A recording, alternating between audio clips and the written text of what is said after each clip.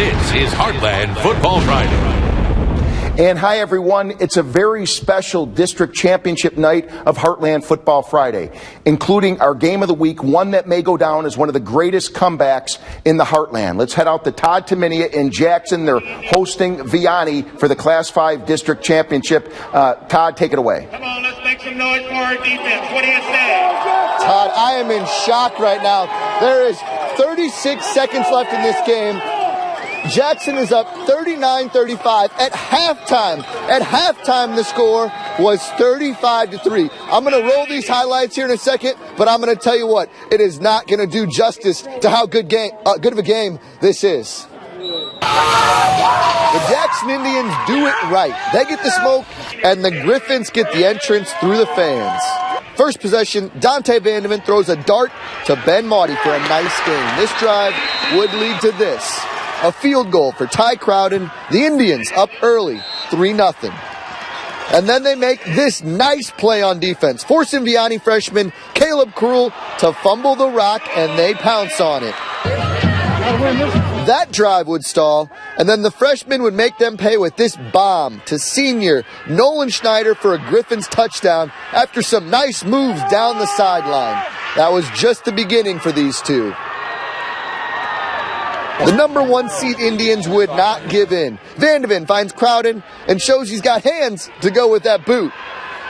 This drive wouldn't go anywhere from there, though. Then Vianney shows off their running game.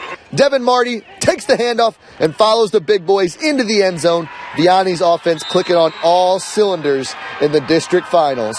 And when things are going your way, they are going your way. Jackson fumbles the snap, and those Griffins pounce on it and get the loose ball. From there, freshman Kroll finds the senior Schneider for more points for the Griffins. Touchdown, Vianney. Hey, let's take another live look here in Jackson. 31 seconds left. Second down for Vianney. It was Davis that caught that touchdown for Vandeman. Todd, it was so crazy. They threw a deep pass, and Davis was fighting in the end zone with the defender. They both came down with it, and they ruled touchdown for Jackson. Crazy game. Looks like they have a catch here. Big game for Vianney. Todd, let's tell you what, I'm going to send it back to you. Let's check in a little bit, though. Okay, 39-35 is the score at last check. Jackson has come back again. It was 35-3, and Jackson now with the lead in the closing seconds. We'll go back to Todd if we can. First, let's get to the Class 4 District 1 championship. And guys, let's go ahead and head right out. Cape Central hosting Hillsboro in this game, and there's a big play guy at the jungle for Cape Central by the name of Al Young. And on the kickoff return, watch Young bobble the ball, but he literally outruns the coverage. He's just too fast and too athletic for the Hillsboro kickoff team, and he'll take it all the way to the house for the touchdown right there. He goes in, and Cape Central with the early lead in this game, but Hillsboro known for their running attack, and they certainly have a lot of that. They can punch it in, and they would do just that. Chris Walsh, and he gets a touchdown right here. Watch him reach for that pylon. You see the effort. This Hillsboro team, really good.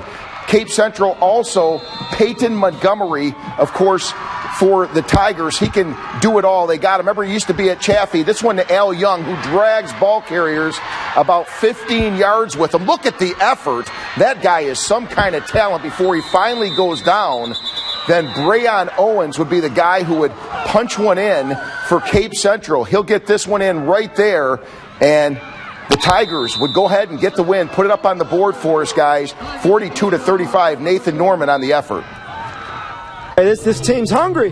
They don't want it to be over. They want to win, and that's the most important thing right now in the playoffs. I feel good about us because our kids have a will to win right now, and that's dangerous. It's a phenomenal win for our program and our kids. It's Hillsboro, hats off. What a great team. A great team. They played exceptionally well. All right, so there you go. Class 4 District 1 championship goes to Cape Central. All right, so we came out of the gate. Class is 5, Class is 4, the district championship game. Now Class 3, and it's KENNETT playing at Park Hill Central. And let's go ahead and get out for some of the action here. And a lot of powerful athletes for Park Hill Central. This is an undefeated team. The first time, I think it was 86 since KENNETT with the football here has played in this championship game. And you can see the hard hitting. They lose the football. Park Hills would scoop it up and they get it into the end zone right here. And meanwhile, we're going to go ahead and stay with this one for a moment. We'll get out to the Jackson game in a second, guys. Just bear with me. KENNETT with the football, knocking this one in. They would score a touchdown in this game, but they simply would not have enough against Park Hill Central when it was all said and done, 48-14. Now, what we're going to do at this point, as you see KENNETT going into the end zone, fine effort, but Park Hill Central wins it. I want to go back out to Todd Taminia. He's live in Jackson. Todd. Ball game. Todd, it's over. The Jackson Indians have just won the district finals. Look at the celebration on the field. I'm going to step out of the shot, Todd. The Jackson Indians have just won the district finals. One of the best games I have ever seen. The pit is going absolutely crazy right now, Todd. The Jackson Indians, who were down 35-3 in this game at halftime, 35-3, have just pulled off one of the biggest comebacks. Wow. Todd, I'm gonna try to grab one of the coaches if you want to take me live again. Coach Eckley or one of the players, anything. I'll send it back to you. And we're actually, you know what, we're going to send it to break first.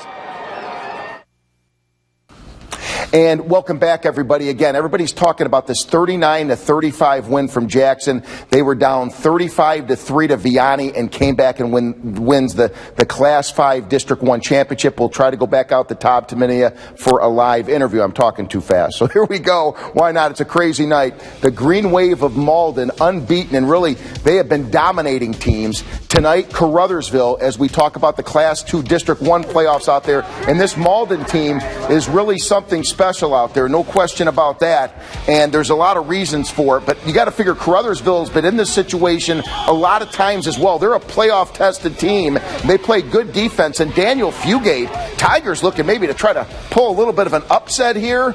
Well, it simply would not be easy for them against this Malden offense and defense. Now the defense shines for the Green Wave.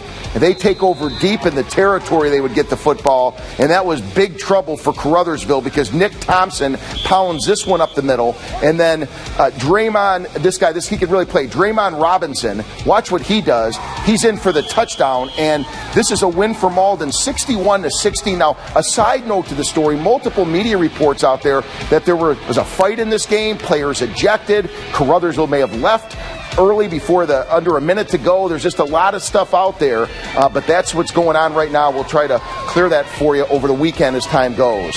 Meanwhile, Valley Catholic, the number 1 ranked team in Class 1, 56-18 over Monroe City as Valley Catholic continues to roll on.